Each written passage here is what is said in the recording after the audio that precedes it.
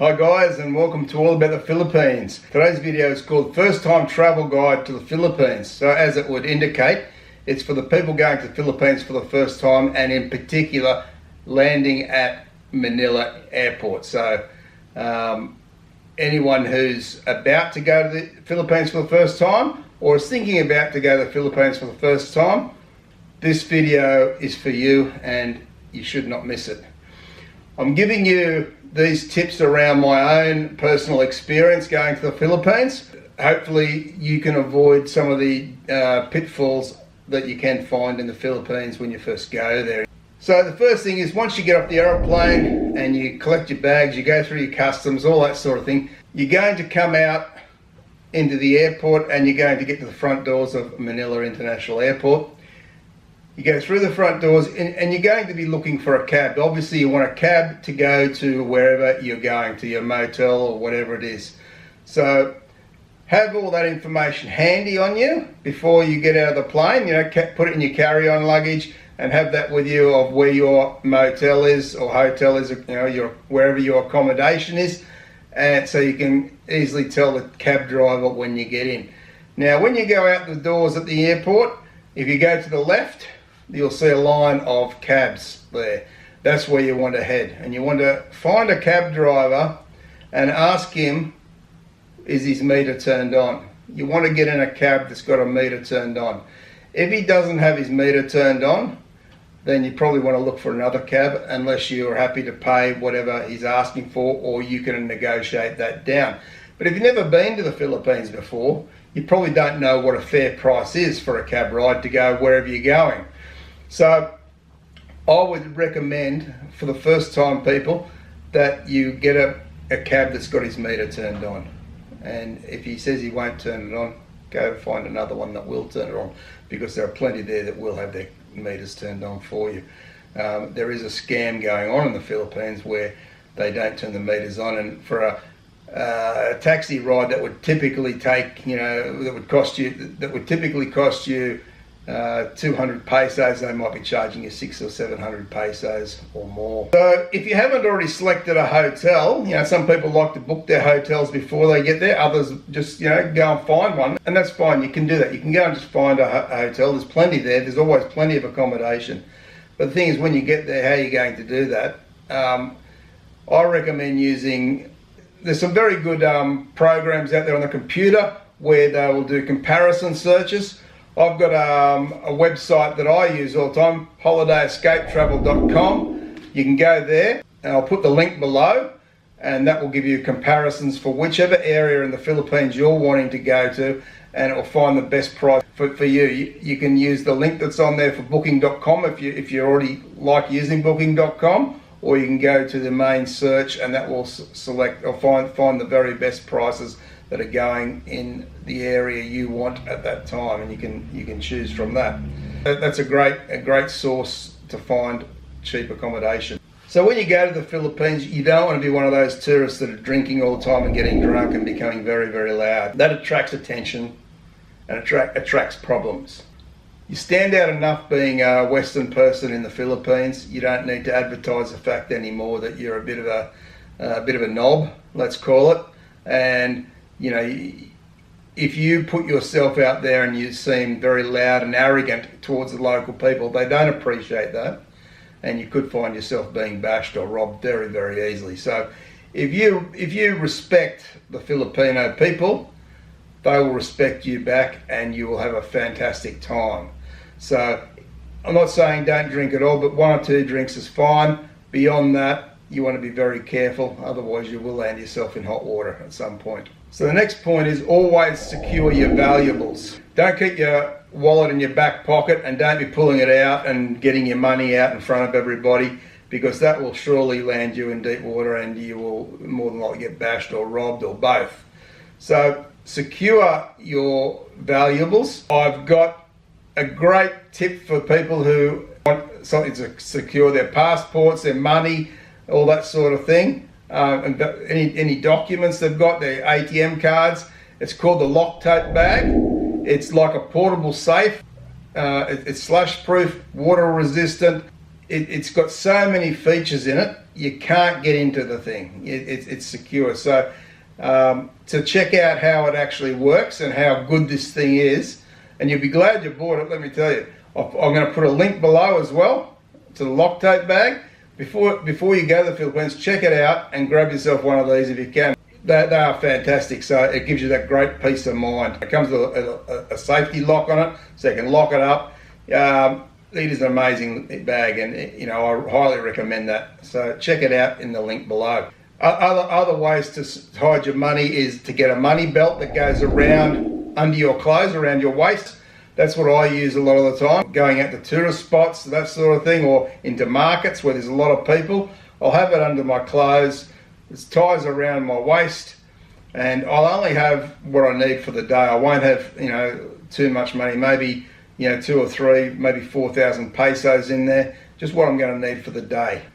And of course, be aware of your surroundings, watching out for pickpockets. That is a common thing around busy areas in the Philippines. People will be looking to pickpocket, but again, if you haven't got the money in your wallet, in the back pocket, for them to be tempted, then you've got no problems around that. Next tip, drinking water there. Do not drink the local water unless you want to get sick. Always buy bottled water is my advice. You can get them from the 7-Eleven stores, and there's a 7-Eleven store just about on every corner in the Philippines. They're all over the place. So you can easily find bottled water. I've never really bought bottled water from the street vendors, and I'd probably stay away from that and buy from supermarkets or 7-Eleven stores where the water is A-OK. A story that I had when I first went to the Philippines some years back, a couple of days before I came home, I did forget about the ice in my Coke Zero. Normally I'd ask for it, no ice. This occasion I was talking away and the ice was just automatically in it because I didn't ask for it not to be. And by the time I finished my Coke Zero and I realised I'm actually munching on the last piece of ice, it was too late. Sure enough, a few hours later I had a very sore stomach and it wasn't pretty at all. And that lasted me several days, and I actually had to get the plane home with that stomach upset, and it was not a good experience on the aeroplane for nearly 8 hours coming back home. So be very aware and always drink the bottled water. Don't drink anything with the local ice in it, just to be safe. Another huge tip for the first timers, don't leave home unless you've got travel insurance that will cover you for your full trip. You don't want to get over there and there's an accident or you get sick and you end up in hospital and you're stuck with this massive bill. So the insurance is actually, you can get good insurance, depends how long you go, how much it is. But I was there with my wife and daughter on the last trip in April of 2018, and for the 3 of us for 21 days it cost around the 200 Australian dollar mark. So I think that's probably around 160 US mark or so, around about that. And it covered us for just about everything you could think of. So it was like the comprehensive insurance. So we actually got that one through Allianz Insurance, but I believe there's some other ones around that are just as good or not better. A couple of people have told me about I think it's QBE Insurance and a few others. But do your own research and find out what works best for you and at the best price. Now my tip also is before you go to the Philippines, so a few weeks before you go, order some cash, some Philippines cash, some pesos. The reason for that is that if you're getting there, especially if you're getting there late at night, you don't want to be looking around for a machine to get your money or whatever. You want to have that there because you have to pay the taxi driver. Maybe you want to go to a restaurant and have something to eat when you get there or whatever, and you don't want to be searching around in your first couple of hours. Once you get to know the place, Philippines, you've been there a few times, then it's not as important. But when you're first going, or for the first time, I recommend you order some Philippine cash. You can do that places like online through Travelex and various other places where you can order online through banks, etc. I always suggest you take, maybe 5,000 or 6,000 pesos with you. So the big question is, you think, well, how do I get money when I'm there? Okay, I'm only taking 5,000 or 6,000 pesos. What do I do when I want more money from the ATM or whatever? How do I get it? Well, there is several ways you can do it. You can use your ATM card and go into a bank there, and if it's, for instance, if like I'm with ANZ in Australia, I could go into an ANZ branch in Manila, for example, and I could use that card to draw, but I'm going to get hit with sort of international fees, all that sort of stuff. There's really not many ways to escape fees, I don't think. There's a travel card you can use, different travel cards which preload money onto it, and they're accepted at most of the ATMs. That's not a bad way to do it. And the way I did it, especially the last time we were there, is I just transferred Western Union to myself. I find that Western Union, it's available almost instantaneously. So by the time I do it on my computer and send that money to myself in the Philippines, and I walk down to the Western Union branch, it's there. And it might cost me, depending how much I send, anywhere from $3 up to $7 or $8 for that transaction, depending on the amount of money I want. But it's very handy, it's quick, it's reliable, and it's easy. So, and you might only do it 2 or 3 times while you're on vacation. So it works out for me. That's one method I suggest, and I find it very useful for me. But you guys might have a lot of other ideas. There's so many other ways you can send money. Anyone who's experienced, put your comments below so all the new guys can weigh up all the options for themselves. That'd be great. So another really important thing, guys, when you're there in the Philippines, you can become a little bit disorientated when you don't know a country and your surroundings. So don't be drawn away from the safety of other people. Don't be drawn into isolated areas by anybody. They could be setting you up for a robbery, a bashing, or both. So always be aware of what's going on around you, and if it doesn't feel right in your gut, then it's probably not right, so don't do it. Stay where there's plenty of people, and you should be okay. Even if a pretty little Filipina comes up and you're a single guy there and she's saying, oh, come with me, be very wary, because she's probably taking you somewhere where there's 6 big guys waiting with baseball bats to belch over the head and grab your money. Remember, as good as the Philippines is, and it is a lovely, lovely place, the people on the whole are wonderful, friendly people, but it is a poorer country, and there is always people looking to make some money. There's no welfare payments in the Philippines. You don't work, you don't get paid.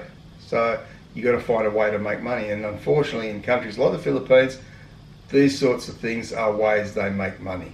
Their survival mechanism kicks in, and this is what they do. So, and if you are there to meet a woman, you've organised to meet a girl online or whatever, and you're going to meet her, always meet them in a public place. And this goes to the girls too, the Filipinas. If you're meeting a man from Western country, always meet him in a public area. Bring a friend along with you as well. Meet the person in a public area, have a cup of coffee or a drink, get to know each other. That way, take your time, don't rush it. But at the same time, you want to be looking out for any red flags that something's not right with the girl. She may be there to scam you, she may not, but she may be. So always have your guard up, look for the red flags. If it doesn't feel right, it's probably not right. So if you do those things, guys, that's some handy first time tips to look out for. If you do those things, you're going to find that you're going to have an easier time when you get there. You'll know a few things to look out for and be careful of, and you're bound to have a great time, because, as I say, the Philippines is a fantastic place to go on a vacation. The exchange rate for foreigners, is really good, and your money goes a lot further there, and you will have a fantastic time. But just be a little bit careful. Okay, guys, hope this has helped. If it has, give me the big thumbs up. Don't forget to share the video around with anyone who might be going on holidays to the Philippines. And of course, hit that subscribe button and turn on the notification bell to get more videos. I appreciate your support, guys. Thanks very much for watching. Take care, and bye for now.